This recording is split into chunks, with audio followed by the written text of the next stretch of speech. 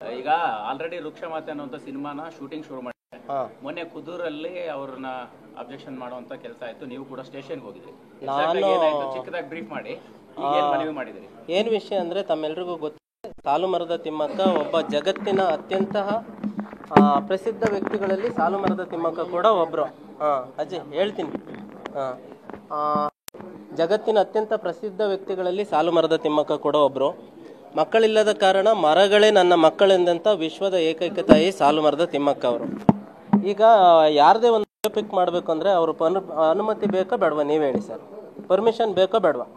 ಒಂದು ತಿಂಗಳಿಂದೆ ದಿಲೀಪ್ ಕುಮಾರ್ ಮತ್ತೆ ನಟಶ್ರೀ ಅವರು ಬಂದು ಕೇಳ್ತಾರೆ, ನೀವು ಸಿನಿಮಾ ಮಾಡಲಿಕ್ಕೆ ಅನುಮತಿ ಕೊಡಿ ಅಂತ. ನಾವು ಹೇಳ್ತೀವಿ, ಸಾಲು ಮರದ ತಿಮ್ಮಕ್ಕ ಅವ್ರು ನಾವು ಎಲ್ಲ ಹೇಳ್ತೀವಿ, ನಾವು ಈಗ ಸದ್ಯ ಯಾರಿಗೂ ಅನುಮತಿ ಕೊಡಲ್ಲ. ತುಂಬ ಜನ ಡೈರೆಕ್ಟರ್ಗಳು ಬಂದೋಗಿದ್ದಾರೆ. ಸಿನಿಮಾ ಆಗೋದು ಒಂದೇ ಸರಿ. ತುಂಬ ಜನ ಹಣದ ಆಫರ್ ಕೊಟ್ಟಿದ್ದಾರೆ ಅಜ್ಜಿಗೆ. ಆದರೆ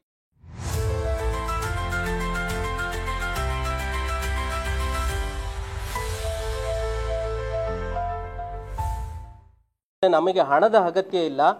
ಒಂದೇ ಸರಿ ಸಿನಿಮಾ ಆಗೋದ್ರಿಂದ ಅದು ವಿಶ್ವಕ್ಕೆ ಮಟ್ಟಕ್ಕೆ ರೀಚ್ ಆಗುವಂಥ ಒಂದು ಸಿನಿಮಾ ಬೇಕು. ಅದರಲ್ಲಿ ಪ್ರಮುಖವಾಗಿ ಸಾಲು ಮರದ ತಿಮ್ಮಕ್ಕನ ಪಾತ್ರ ಮತ್ತು ಸಾಲು ಮರದ ತಿಮ್ಮಕ್ಕನ ಗಂಡನ ಪಾತ್ರ ತುಂಬ ಇಂಪಾರ್ಟೆಂಟು. ಅದನ್ನು ಮಾಡೋವಂಥವ್ರು ಈ ದೇಶದಲ್ಲಿ ತುಂಬ ಹೆಸರಿರುವಂತಹ ನಟ ನಟಿಯರು ಬೇಕು ಅಂತ ನಾವು ಖುದ್ದಾಗಿ ಹೇಳಿದ್ವಿ. ಹಾಗಾಗಿ ಅವ್ರಿಗೆ ನಾವು ಸ್ಪಷ್ಟವಾಗಿ ಹೇಳಿದ್ವಿ, ನೀವು ಸಿನಿಮಾ ಬೇಡ ಅಂತ. ಸರಿ ಸರ್, ನೀವು ಒಪ್ಪಿಲ್ಲ ಅಂದರೆ ನಾವೇನು ಮಾಡೋಕ್ಕಾಗಲ್ಲ ಅಂತ ಅವರು ಅವತ್ತು ನಮ್ಗೆ ಹೇಳಿ ಹೋಗಿದ್ದಾರೆ. ನೀವು ಒಪ್ಪಿಗೆ ಕೊಟ್ಟರೆ ಮಾಡ್ತೀವಿ, ಇಲ್ಲಾಂದರೆ ಮಾಡಲ್ಲ ಅಂತ.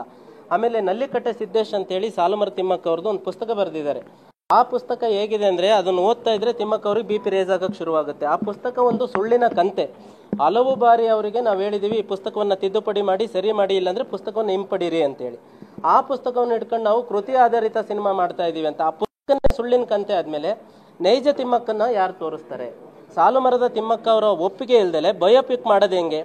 ಅವರು ದಿಲೀಪ್ ಕುಮಾರ್ ಆಗಲಿ, ವರಟಾಶ್ರೀ ಆಗಲಿ, ಸಾಲು ಮರದ ತಿಮ್ಮಕ್ಕ ಅವ್ರನ್ನ ಎಷ್ಟು ದಿನ ಬಂದು ಭೇಟಿ ಮಾಡಿದ್ದೀರಾ ನೀವು? ಅವರು ಅನಾರೋಗ್ಯಕ್ಕೆ ಬಿದ್ದಾಗ ಯಾವತ್ತು ಬಂದು ಭೇಟಿ ಮಾಡಿದ್ದೀರಾ? ಅಥವಾ ಸಾಲು ಮರದ ತಿಮ್ಮಕ್ಕ ಅವರ ಕಷ್ಟ ಸುಖದಲ್ಲಿ ಏನಾದರೂ ಆಗಿದ್ದೀರಾ? ಬೇಡ. ಸಾಲು ಮರದ ತಿಮ್ಮಕ್ಕ ಅವರ ದಾರಿಲಿ ಏನಾದರೂ ನಡೆದು ನೀವು ಗಿಡ ಮರವನ್ನು ಬೆಳೆಸಿದ್ದೀರಾ.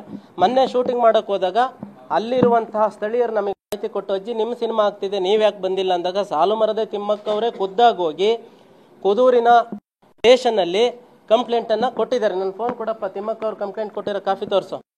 ಆಮೇಲೆ ಅದಾದ ನಂತರ ಇವ್ರು ಶೂಟಿಂಗ್ ಮಾಡಿದಂತಹ ಸಂದರ್ಭದಲ್ಲಿ ಮರ ಕಡಿಬಹುದಾ, ಅಜ್ಜಿ ಮರಕ್ಕೆ ಡ್ಯಾಮೇಜ್ ಮಾಡ್ಬೋದಾ?